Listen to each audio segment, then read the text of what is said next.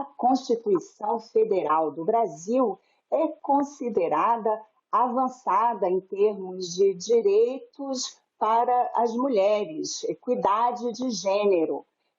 Será que, na verdade, essa equidade se traduz do papel para a realidade? É sobre isso que nós vamos conversar hoje com Samantha Mayer, advogada e especialista em direito constitucional.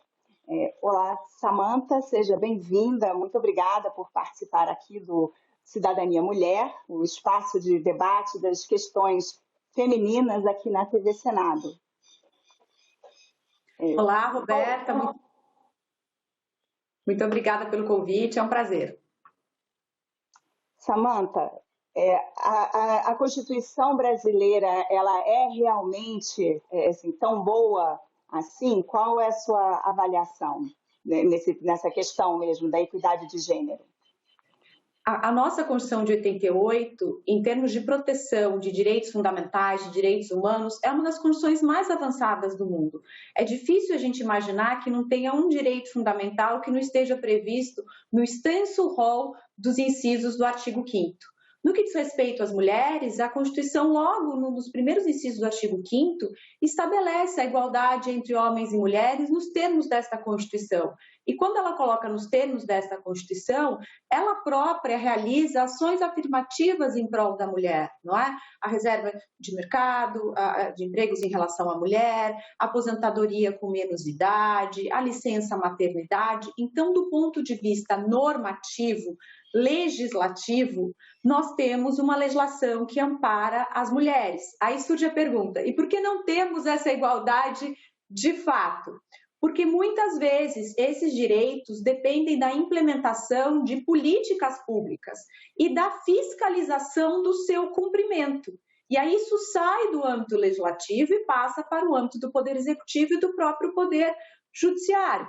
Posso te citar um exemplo. A própria lei do batom, não é? Uma lei de 1997 que exige que 30% das candidaturas dos partidos políticos sejam compostas por mulheres, desde 97, por que a gente não tem tantas mulheres no parlamento e no executivo? Porque a fiscalização efetiva do cumprimento dessa porcentagem, desses 30%, só começou a efetivamente ser realizado em 2012 pelo Tribunal Superior Eleitoral, com a aplicação de punições para os partidos que não cumprissem essa cota. Então, veja, há um vazio entre a promulgação da lei e sua efetividade, ou seja, sua aplicação na prática. Isso é que dificulta muito a implementação dos direitos das mulheres, porque isso impõe uma mudança de cultura, de educação e de fiscalização no cumprimento desses direitos. Agora, apesar da Constituição, nem sempre as outras leis, as outras normas acompanham. Recentemente, o STF, o Supremo Tribunal Federal, tomou uma decisão de que não poderia se falar ao júri sobre legítima defesa da honra, né? Assim, uma coisa que ainda existe aí, ainda se fala, pelo menos os advogados de defesa falam em crime passional, né? Como se fosse a paixão pudesse justificar um crime, né? Existe também uma defasagem, um vácuo aí, o que acontece? Sim, é muito interessante a sua pergunta, porque embora a nossa Constituição seja muito avançada, ela foi promulgada em 88. Só que a maioria dos códigos são anteriores a 1988. O Código Penal, por exemplo, é um código de 1940. A realidade da mulher em 1940 é muito distinta da realidade da mulher hoje, em 2021. Para se ter uma ideia, o Código Penal tratava da figura da mulher honesta, né? Como se eu pudesse classificar mulheres em honestas e desonestas, né? E essa ideia de legítima defesa da honra era uma ideia que prevalecia, infelizmente, na década de 40, mas que hoje, em 2021, é impensável justificar a retirada de uma vida humana, seja de uma mulher ou não, sobre o argumento de legítima defesa da honra. Então, o que o ministro Toffoli fez ao dar essa liminar foi declarar a incompatibilidade, né, a inconstitucionalidade, a não recepção desse dispositivo do Código Penal com a igualdade entre homens e mulheres, com a dignidade, né, da pessoa humana a que a mulher necessita de proteção. Isso demonstra que nós teríamos que ter uma reforma da nossa legislação penal, não é? Nós não podemos, numa sociedade atual, vivermos sob a égide de um Código Penal de 1940, né, em que a realidade da mulher era outra. No âmbito civil, isso já mudou porque nós tivemos um novo Código Civil, porque na área civil também era assim, né? O homem era a cabeça do casal, a mulher não tinha direitos plenos, direitos civis plenos, né? E o grande marco dessa conquista realmente foi a Constituição de 88. A partir daí, há necessidade de mudanças legislativas, né? E quando essas não ocorrem, o próprio judiciário, como foi essa medida liminar do ministro Toffoli, de declarar a não recepção, a inconstitucionalidade desse dispositivo, porque isso, na verdade, era um grande argumento nos crimes de feminicídio, né? Eu matei por amor, né? É muito questionável. Se você não conseguia viver sem essa pessoa, como é que você a mata? Como é que fica a vida depois da ausência dessa pessoa? Mas era um argumento entendido, legítimo, porque ele tinha a honra de homem, né, de chefe de família, que foi violada por essa mulher. Isso é inconcebível na sociedade atual. Como fica a nossa legislação, principalmente a nossa Constituição, em comparação com as outras do mundo? Assim, geralmente ela é considerada assim, bastante avançada, né, como você mesmo falou, mesmo em comparação com países onde, na prática, né, existem, né, mais mulheres em posições de poder. Assim, por que acontece? O que acontece? Como fica essa comparação? Tá. Em termos de norma constitucional, do conteúdo da nossa Constituição, a nossa Constituição é muito mais avançada do que várias outras Constituições. A nossa Constituição não fica atrás de uma Constituição da Alemanha, de uma Constituição da Itália. Em termos de proteção formal de direitos fundamentais e de direitos da mulher, a nossa Constituição cumpre o seu papel. Por que nós temos uma diferença tão nítida da realidade da mulher no Brasil, como da realidade da mulher na Europa e em outros países? Porque há uma ausência de implementação de políticas públicas. Porque a partir do momento que eu promulgo uma Constituição, ela é uma norma, ela não muda uma realidade de pronto. Ela indica um vetor, né? um caminho a ser seguido pelos órgãos públicos para alcançar essa igualdade. Mas isso precisa de políticas públicas. Vou dar um exemplo. Por exemplo, esse ano a Alemanha implantou a Política Nacional da Mulher, em que 30% dos conselhos de empresas e de órgãos diretivos devem ser compostos por mulheres.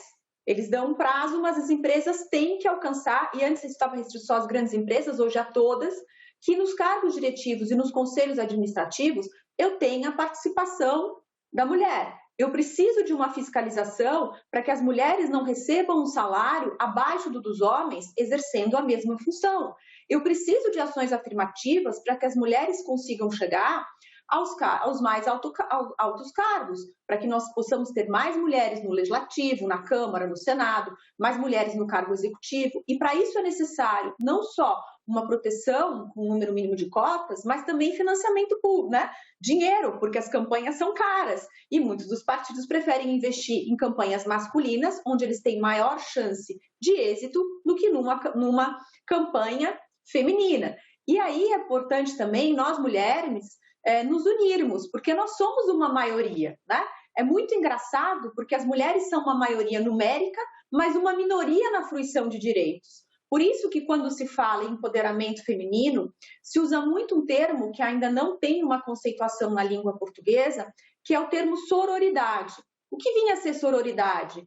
Vem da palavra em latim soros, que é irmã, que é o feminino da fraternidade, que seria a lei da fraternidade feminina, a lei da irmandade entre as mulheres, que é necessário que as mulheres apoiem outras mulheres, não é? Que as mulheres apoiem as candidatas, apoiem essas mulheres que vão desbravando essas áreas que eram predominantemente ocupadas por homens. Isso leva tempo, mas a gente tem, a cada ano, aumentado a nossa participação, seja no âmbito legislativo, no executivo, também no judiciário. No judiciário é bastante interessante que quando o critério é técnico, que são para os juízes de primeira instância, que são os concursos públicos, o índice de homens e mulheres é praticamente 50%, 51% homens, 49% mulheres, ou seja, há uma paridade na magistratura de primeira instância.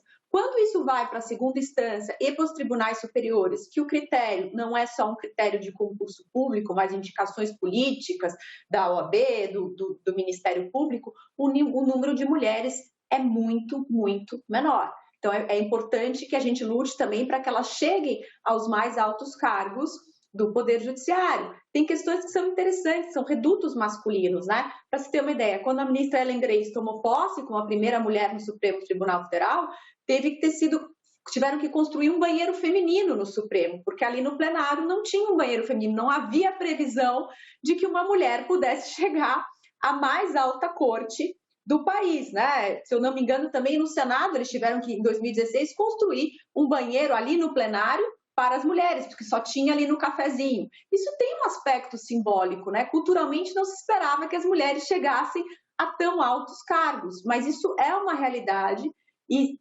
pensamos que isso tende a aumentar, principalmente com o empoderamento das mulheres, com a ajuda das mulheres, né, no sentido da fraternidade, e com políticas públicas que efetivamente auxiliem essas mulheres. Porque nesses momentos de crise, como nós estamos passando, da pandemia, de uma crise econômica, são as mulheres que mais sofrem. Por que são as mulheres? Porque as mulheres, na grande maioria, nas situações de baixa renda, são as chefes de família e elas são as que mais dependem dos serviços públicos, como educação, saúde, né? As mulheres que trabalham precisam de creche para deixar seus filhos, precisam de hospital para levar suas crianças e quando isso entra em crise, elas são as maiores prejudicadas. Um outro aspecto é que nos serviços de assistência social, que, né, os serviços nesse sentido, que são de enfermagem, auxiliar de enfermagem, limpeza, fisioterapia, são exercidos por mulheres. Então, neste momento, ela sofre um perigo iminente de estar em contato com o vírus e o perigo da perda dos empregos, da sobrecarga de trabalho com as crianças dentro de casa. Elas são duplamente sacrificadas. É preciso olhar para essas mulheres por meio de políticas públicas, porque nós somos metade da população. Não se pode falar em desenvolvimento sustentável, em crescimento econômico, se você exclui metade da população da fruição desses direitos. Que tipo de políticas públicas seriam necessárias para atender as mulheres nesse momento da pandemia? A questão de se repensar a questão das pré-escolas, né, de onde deixar as crianças para essas mulheres que trabalham, é um aspecto que tem que ser pensado. A própria questão da vacinação, é importante microcrédito para essas mulheres, porque a gente sabe que as mulheres são as que mais empreendem, não é? Então é necessário que se possa ter uma ajuda financeira para que elas possam empreender, para que elas tenham auxílio, né? Quando se pensa nesses auxílios voltados à população, tem que ter um olhar para essas mulheres que são chefes de família, né? Melhorar a educação delas, o critério técnico, cursos profissionalizantes, para que elas possam melhorar no mercado de trabalho, terem mais condições de sobreviver nessa pandemia. A gente vê essas questões estão muito ligadas à própria cultura, né? Assim, se fala muito aqui que as nossas culturas, né, assim, latinas são mais machistas, isso é uma coisa um pouco enfronhada no nosso dia a dia. Por outro lado, como a gente sabe, assim, as políticas públicas conseguem mudar a cultura, mas para que elas entrem em efeito, a gente precisa de uma outra visão, provavelmente de mulheres, geralmente, que tomem essas decisões e coloquem em efeito. Aí parece que vira um círculo vicioso, né? Assim, como mudar, né? Por onde começar para realmente efetivar uma mudança verdadeira? Eu acho que você tocou num assunto interessante, né? Essa mudança tem que vir de cima, por meio de políticas públicas, legislativas, executivo, judiciário, mas principalmente tem que vir por meio da educação. E aí a responsabilidade das mulheres é muito grande, porque nós somos maioria, né, entre professoras do ensino fundamental, de creche para escola e ensino fundamental. Então é importante que ao abordar a educação dessas crianças, a gente trate da igualdade, não é? Nós não estamos pedindo privilégios para as mulheres, mas igualdade de condições, igualdade de oportunidades. É importante que essas meninas saibam que elas têm que viver num mundo onde elas possam ser o que elas quiserem, sem sofrer nenhuma restrição decorrente da sua condição de mulher. É isso que se busca. Então, a cultura só se muda por meio da educação. Eu digo educação da escola, mas educação também em casa, né? Somos nós que criamos os meninos. Que meninos nós estamos educando? Né? Você educa o seu filho para viver numa sociedade de igualdade de gênero, em que lavar louça não é um trabalho só de menina, é um trabalho dos dois, em que educar os filhos é um trabalho em parceria do homem e da mulher, e não só da mulher. Isso é um trabalho que você faz no microcosmos, né? Dentro da sua casa, da sala de aula, não é? E também em relação ao macrocosmos, com políticas públicas, auxílios para as mulheres, né? Investir nos serviços sociais, que as mulheres são dependentes, educação, saúde, não é? Políticas voltadas para a educação sexual das mulheres, não é? Evitar a violência contra as mulheres. Tudo isso ocorre tanto no microcosmos como no macrocosmos. É uma tarefa de todas nós mulheres. Somos nós que educamos esses homens. A responsabilidade é nossa também. Quando você fala em educação, realmente assim, as mulheres são, a maioria das professoras são mulheres, a maioria das alunas, as estudantes também são mulheres em todos os níveis. Cada vez mais a gente vê que as mulheres, né, estão estudando mais, estão chegando aos níveis mais altos de educação, recebendo mais títulos, né, assim, mais estudo mesmo comprovado, mas ainda assim elas têm dificuldade para levar isso, transferir para o mercado de trabalho. O que é o famoso teto de vidro? Exatamente. O que isso acontece? Nas salas de aulas, mesmo nas faculdades de Direito, as mulheres são maiorias. São as maiorias, elas têm uma maior qualificação técnica, mas quando você ingressa no mercado de trabalho, isso se inverte. A maioria no mercado de trabalho é de homens. Isso ocorre muito em razão do quê? Da dupla jornada. A gente verifica que mulheres que têm filhos de 0 a 3 anos são as que mais saem do mercado de trabalho, porque se dedicam a cuidar dos filhos e não conseguem compatibilizar isso com o trabalho. Então, nós precisamos pensar em como dividir esse trabalho doméstico, não é? Eu estou falando aqui de mulheres com mais qualificação também se dedicam ao trabalho doméstico, mas nas realidades de mulheres com menos qualificação, a jornada é ainda mais intensa, porque o trabalho fica quase que exclusivamente do lar em cima da mulher. Então, é necessário a gente mudar essa cultura para que isso possa ser dividido com os homens, não é? Que haja uma divisão de tarefas, né? E auxílios para que essas mulheres permaneçam nos seus empregos, né? A ideia de creches nas empresas, né? Isso facilita a integração da mulher no mercado de trabalho quando ela está dentro de uma empresa e o seu filho está ali na creche. Isso dá uma tranquilidade, aumenta, claro, a sua produção. Então, é preciso esse olhar também para a infância, né? Para as crianças, no sentido de auxiliar as mulheres no ingresso no mercado de trabalho, porque o que realmente afasta as mulheres do mercado é essa dupla jornada solitária. Quando isso é dividido, é muito melhor. Tem países em que a licença maternidade pode ser cumprida por ambos, uma parte pela mulher e uma parte pelo homem, já que o filho é dos dois, não é? Demonstrando evidentemente a divisão igualitária nos serviços domésticos. Isso ainda não é possível no Brasil, mas há países que fazem isso. A Alemanha, por exemplo, com a obrigatoriedade de serviço militar, eles estabelecem que a pessoa pode optar por prestar serviços assistenciais, para que os homens possam valorizar o que é o trabalho de uma cuidadora, de um auxiliar de enfermagem, ou seja, descriminalizar também, né? Não descriminalizar, esse preconceito que se tem, que o serviço doméstico e o serviço assistencial deve ser composto por mulheres, né? E é uma exclusividade delas. Não, podem ser compostos por mulheres, podem ser exercidos por mulheres, mas podem ser exercidos por homens também numa parceria, não é? Tem até uma linha do feminismo que estabelece que o empoderamento das mulheres, na verdade, é uma atitude solidária em relação aos homens, porque eles não serão mais os únicos responsáveis pelas despesas da casa, né? Há um compartilhamento no sentido do trabalho e um compartilhamento também no que diz respeito às tarefas domésticas, que exigem tempo e demanda e são muito cansativas.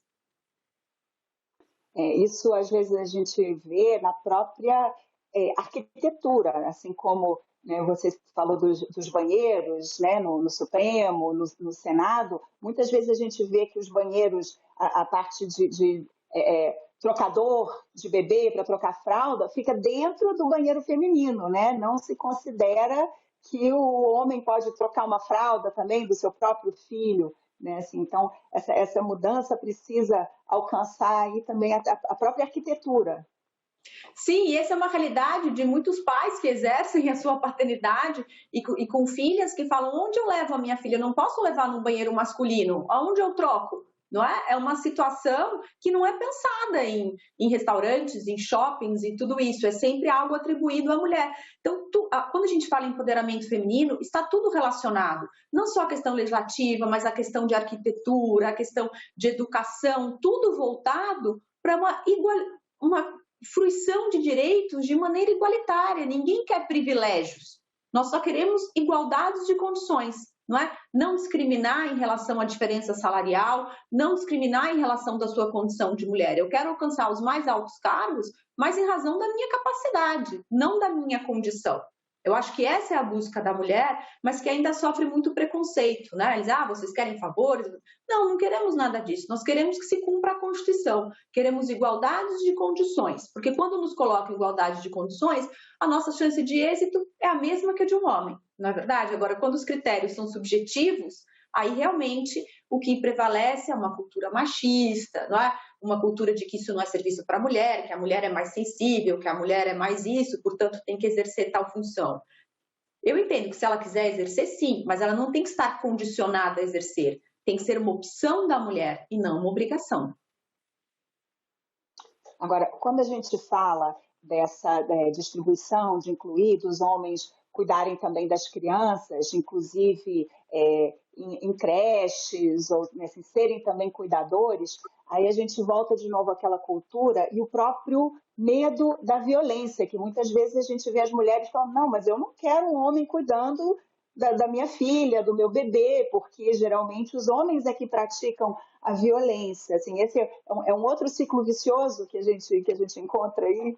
É um outro ciclo vicioso, porque a gente está lidando com preconceitos, não é? E realmente a questão da violência sexual e doméstica, que é predominantemente exercida por homens, então você fica com essa figura que realmente assusta as mulheres. Tudo depende realmente de uma mudança cultural, não é? De paradigmas, de educação, não é? A gente também tem que ter veículos mais fortes no combate a essa violência, né? Hoje nós sabemos que com a pandemia, a violência doméstica, a violência sexual, principalmente contra crianças e mulheres, aumentou muito.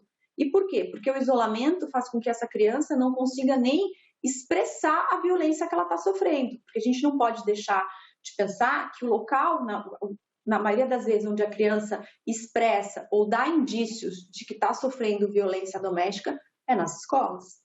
E não indo para as escolas e não convivendo em sociedade, para quem que essa criança, essa mulher, vai expressar a violência que está sofrendo em casa.